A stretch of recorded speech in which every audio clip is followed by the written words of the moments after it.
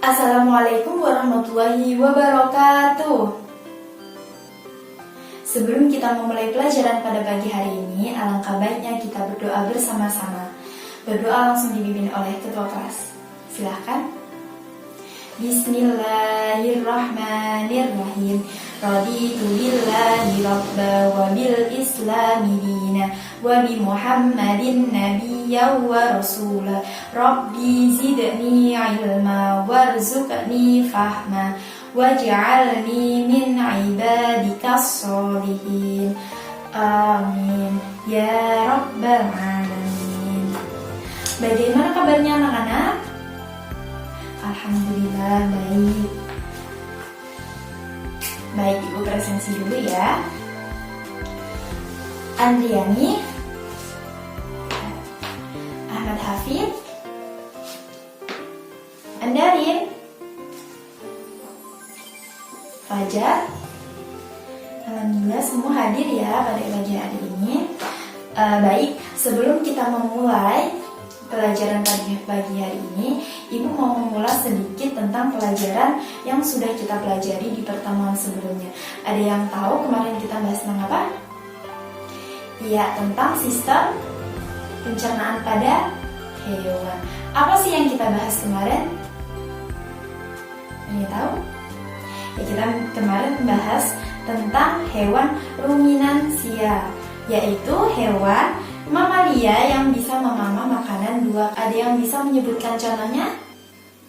Domba, terus sapi, kerbau, kambing. Baik.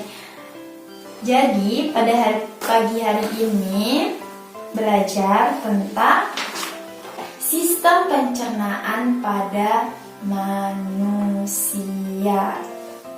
Nah, sebelum Ibu membahas lebih jauh tentang sistem pencernaan pada manusia, kalian bisa buka buku halaman 12. Kalian baca terlebih dahulu ya sebelum Ibu jelaskan. Baik. Sudah anak-anak? Jadi kalian tadi sudah membaca tentang sistem pencernaan pada manusia. Tulis dulu ya. Apa sih sistem pencernaan pada manusia?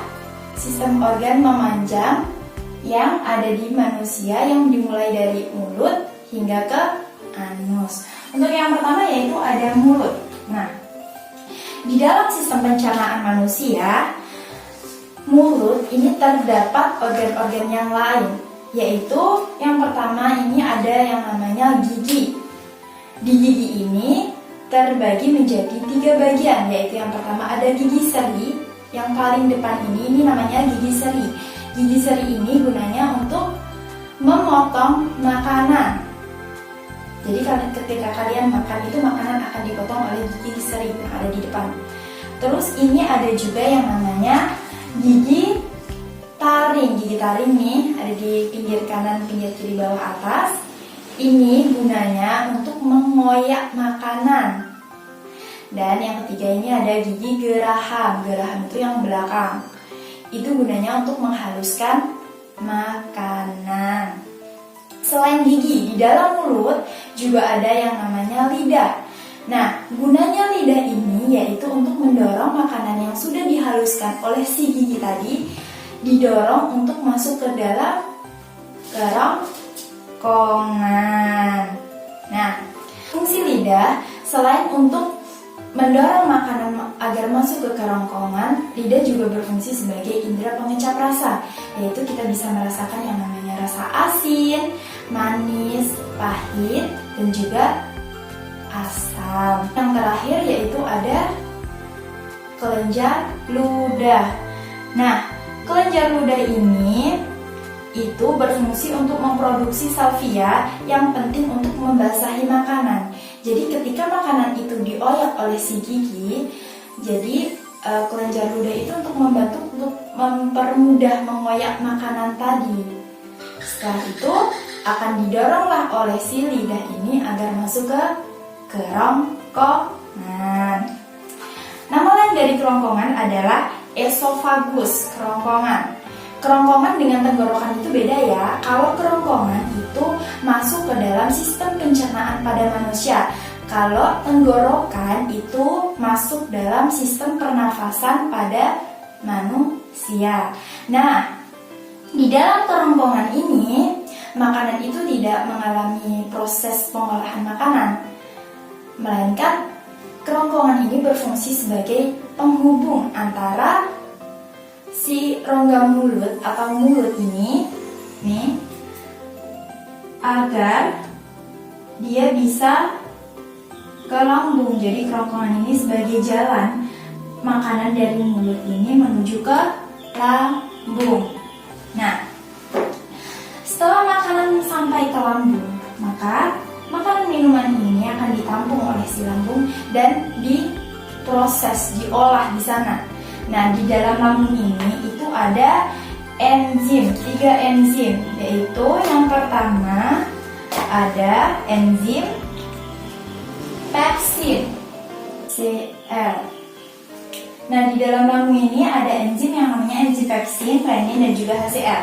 Nah, enzim pepsin ini berfungsi untuk mengubah protein menjadi pepton atau molekul-molekul yang lebih kecil. Terus, untuk yang renin ini yaitu berfungsi untuk menggumpalan protein susu atau kasein. Dan yang terakhir ini ada HCl atau asam klorida. Fungsi dari asam klorida ini yaitu membunuh bibit penyakit atau bakteri-bakteri yang tadi masuk bersama makanan kita. Jadi di lambung sini bakteri-bakteri tersebut akan dibunuh oleh si HCl ini. Nah, setelah makanan tadi masuk dari mulut ke kerongkongan, terus masuk lagi ke lambung, maka makanan itu akan berjalan menuju ke usus halus. Nah, di dalam usus halus ini ada beberapa bagian, yaitu yang pertama ada usus 12 jari, terus ada usus kosong, dan juga ada usus penyerapan. Nah, fungsi dari usus halus ini, dia itu berfungsi sebagai tempat penyerapan nutrisi yang telah dimakan tadi, yang berupa seperti kayak karbohidrat, terus ada vitamin, mineral, protein, dan lain-lain. Jadi makanan tadi nutrisinya itu akan diserap oleh si usus halus ini untuk diedarkan ke seluruh tubuh. Ya. Nah, di dalam usus halus ini merupakan muara 2 saluran kelenjar pencernaan, yaitu kelenjar pankreas yang menghasilkan enzim tripsin itu mengubah protein menjadi asam amino, terus enzim amilase mengubah amilo menjadi gula, dan juga enzim lipase yang menguraikan lemak menjadi asam lemak, dan kelenjar hati yang menjadikan cairan empedu. Nah, setelah makanan tadi masuk ke usus halus, saatnya makanan itu akan berjalan menuju ke usus besar. Di dalam usus besar ini, makanan itu akan dikontrol kadar airnya oleh si usus besar ini.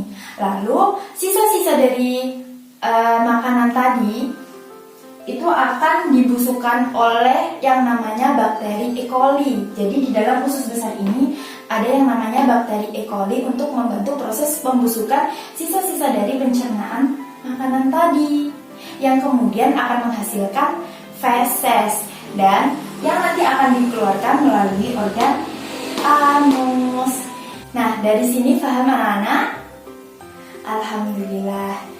Nah, jadi tadi makanan yang kita makan akan masuk ke organ mulut. Di sini makanan diapakan? Dihancurkan oleh yang namanya gigi dan dicampur dengan kelenjar air ludah untuk kemudian didorong oleh si lidah menuju ke kerongkongan atau esofagus. Nah, di dalam kerongkongan ini kemudian makanan akan berjalan menuju si lambung. Bertemulah makanan itu dengan 3 enzim ini, enzim pepsin, renin, dan HCl yang memiliki fungsi masing-masing. Nah, makanan itu akan diolah di dalam lambung. Kemudian makanan itu akan berjalan ke usus halus untuk kemudian diseraplah nutrisi dari si makanan tersebut untuk diedarkan ke seluruh tubuh. Nah, habis itu sisa-sisa makanan itu akan berjalan menuju ke usus besar untuk diolah kadar airnya dan dibusukkan oleh yang namanya bakteri E. coli. Kemudian akan menghasilkan yang namanya feses yang kemudian akan keluar melalui organ anus. Dari sistem pencernaan ini, kita tuh harus menjaga sistem pencernaan yang ada pada manusia. Hal-hal apa saja yang harus kita lakukan?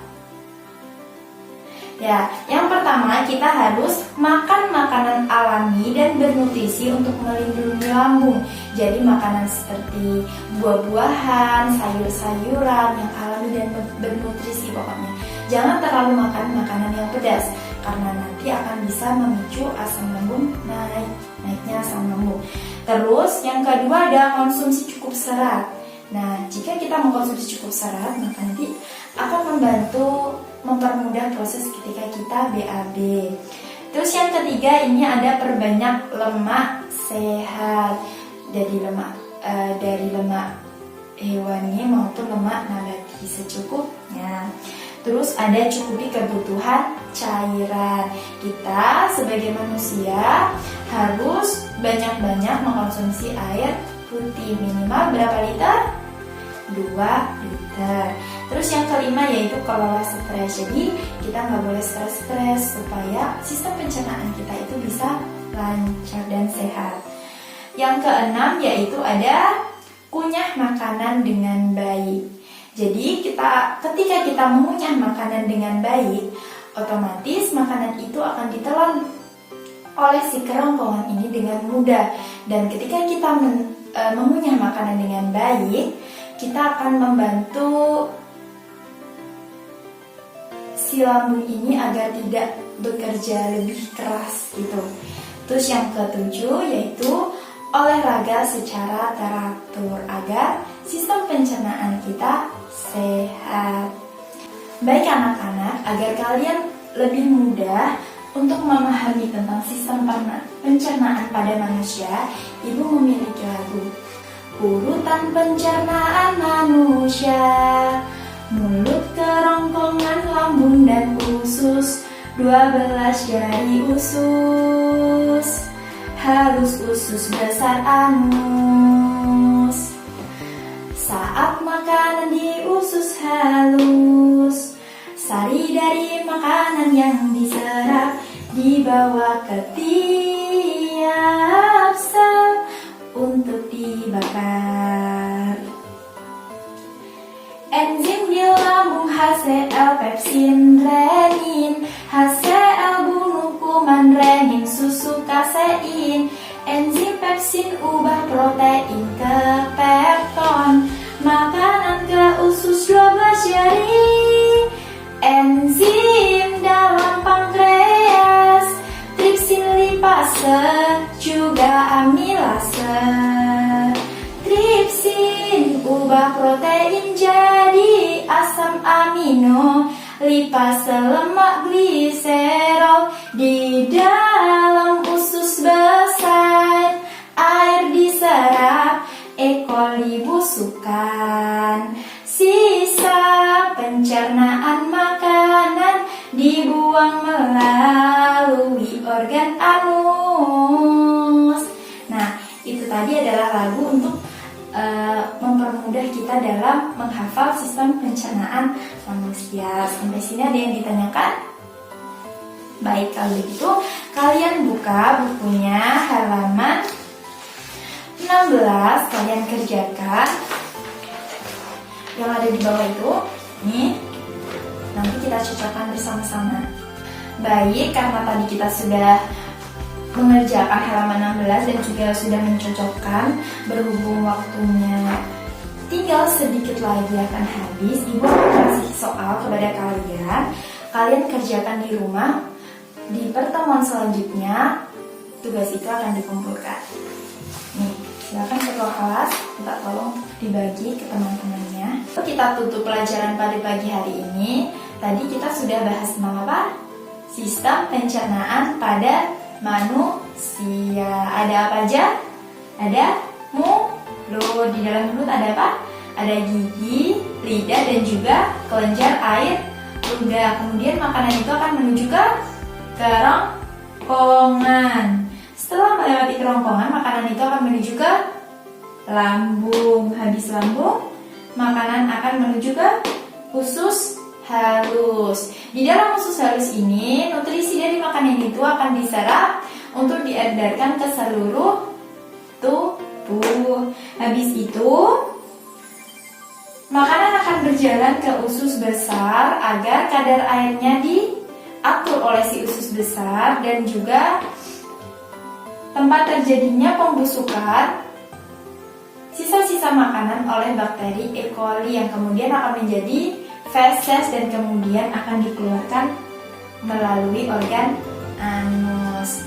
Baik, Ibu rasa itu tadi pelajaran kita tentang sistem pencernaan pada manusia. Semoga bermanfaat dan jangan lupa dikerjakan tugasnya ya di rumah. Pertemuan minggu depan dikumpulkan. Kita baca hamdalah bersama-sama yuk. Alhamdulillahirabbil alamin. Sekian dari saya. Wassalamualaikum warahmatullahi wabarakatuh.